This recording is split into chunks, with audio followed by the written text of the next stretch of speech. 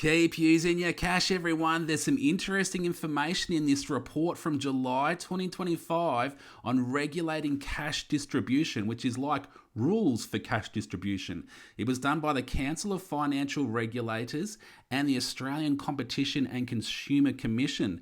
Let's jump into this document, and I've highlighted a few bits of information that is quite interesting. So let's do this right here. 1.5 million people in Australia used cash for 80% or more of their in-person transactions. That is a lot of people that are using cash for just about all of their payments. So that's an important piece of information. Cash is critical for economic inclusion, particularly for older Australians and low-income households. So when we're talking about cash, we're talking about physical cash, so banknotes and coins. We've got widespread availability of cash underpins trust in Australia's financial system and supports the role of cash as an important store of value during normal times and times of crisis, so that the cash is there when things go down, the system goes down, so you can still buy and pay for things.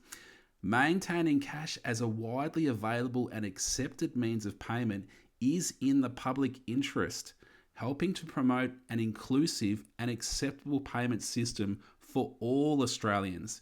I like that. Here we go. Let's scroll down a little bit further.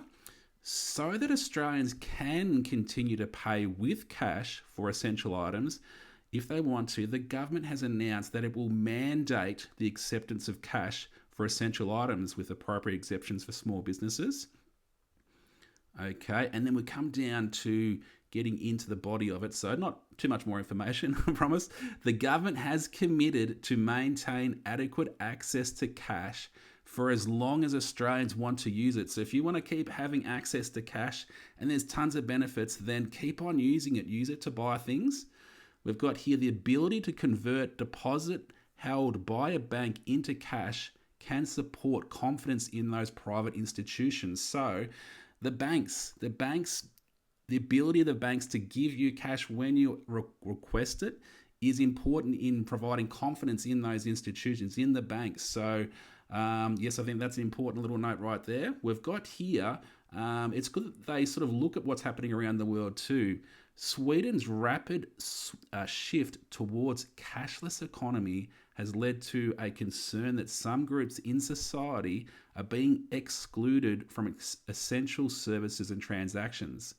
There is also concern about the reliability of digital payments infrastructure during outages and periods of heightened geopolitical risk.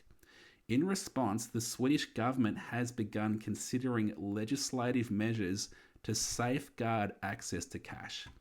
Other countries, including Norway and the United Kingdom, have taken action to support access to and acceptance of cash in their economies.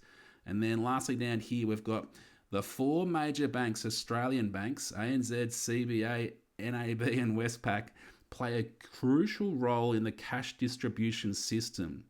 They are parties to the banknote distribution framework, which is administered by the RBA, Reserve Bank of Australia, and the Coin Supply Agreement, which is administered by the Mint.